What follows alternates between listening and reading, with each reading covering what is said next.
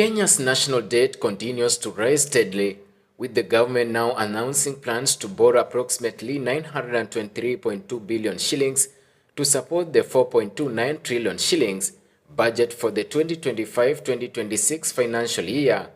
This marks an increase of 876 billion shillings compared to the current fiscal period. The additional borrowing will include 287.7 billion shillings from external lenders and 635.5 billion shillings from domestic sources.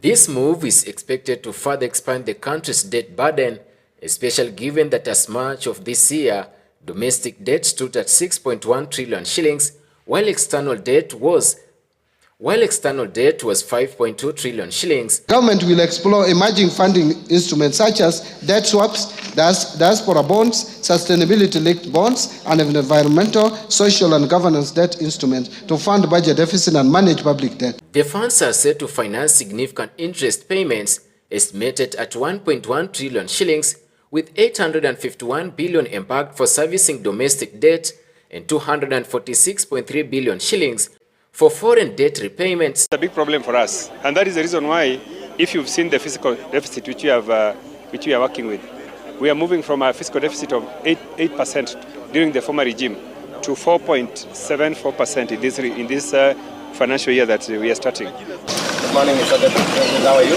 Over its 3 years in office, the Kenya Kwanza administration has borrowed nearly 2.6 trillion shillings, reflecting the ongoing reliance on debt to sustain government spending amid economic and fiscal changes.